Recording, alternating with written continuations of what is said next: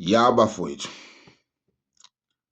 nangu part 2 wothando. Senihleli-ke manje umthethe umuntu wakho ngendlela omthathe ngayo, ukhuliswe i-single parent okanye ukhulele emshadweni, ukwazi nina nobabili.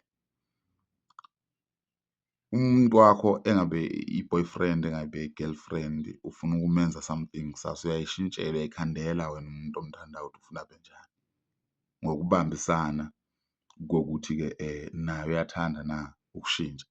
Umuntu ushintsha ngoba kukhona i-benefit azoyithola kuwe.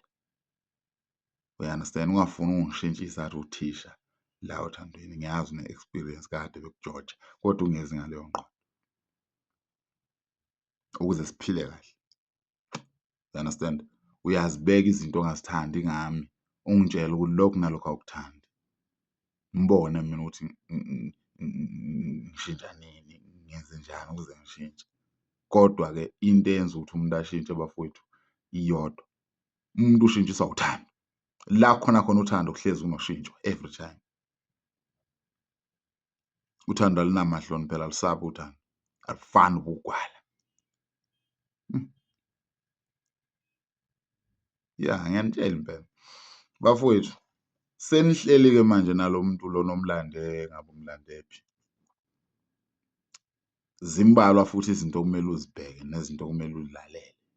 Awusezwa manje, uyalalela. Understand? Hlukile ukuzwa nokulalela. Umuntu ozwayo ongezwa ezwa nje ngoba kufikile kuye, uyezwa, uzwile noma singekho isidingo, kodwa olalelayo uyakhetha ukuthi ulalelani. Usuhleli naye lo muntu la endlini,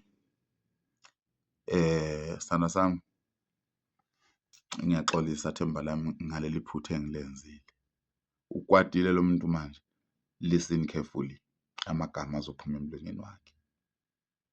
Mlalele kakhulu, ekwatile mlalele kakhulu, ejabulile mlalele kakhulu, erelaxile elele, edakiwe mlalele umuntu wakho, noma kuthiwa indoda noma kuthiwa umfazi, mlalele. Bese uyagcina lezi zinto azikhulumayo. Akekho umuntu okuthiwa akafundeki bafowethu, akekho umuntu okuthiwa uyincwadi engafundeki. Mnikeze isikhathi, ungajahi ukukhuluma. You understand? Kufana ukubamba umuntu, ukubona umuntu wakho ukuthi uyajola, ku-easy ukubona umuntu mesejola, uyashintsha. Mebheka ifoni iyashintsha i-mood, mephuma efonini iyashintsha i-mood, ifoni sihlezi ibheke phansi, silent ifoni, ayi-vibrate ngisho u-vibrate.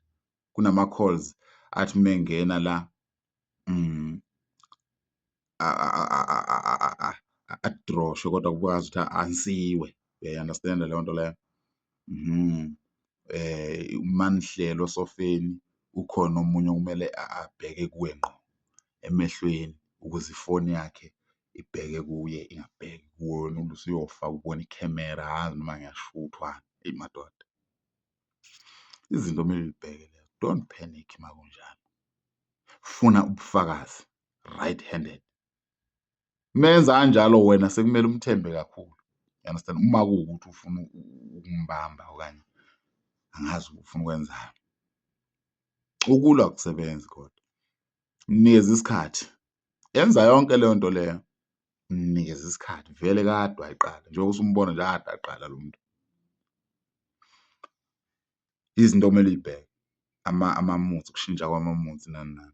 Bese uyalalela indlela akhuluma ngayo uma ekwatile, nendlela anokudlala ngayo, indlela anokwenza ngayo izinto. Zibheke, uzibhekisise, uy'lalele futhi.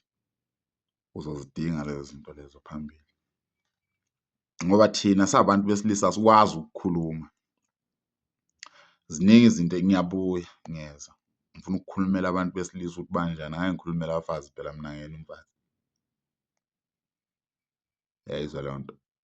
Ngifuna ukunitshela ngabantu besilisa ukuthi yindaba abantu besilisa bengahambi bekubeke la ukuthi kunabanye benu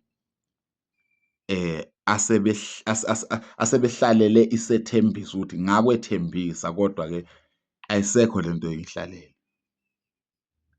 Umuntu umbone sevuka kusasa esenomunye umuntu, ngizonitshela ngaleyo nto leyo ukuthi isukaphi, yini enza ukuthi leyo nto i-develop-e igcine isiphumelele.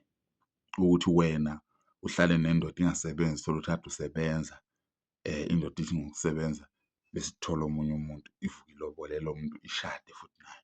Wena ufe ukhulisa iy'ngane zalo muntu, okanye nje ufe upoka ukuba nomona. Ngizonitshela ukuthi ibangwa yini leyo nto leyo, ngiyeyenza. Amakhanda nawasebenzi.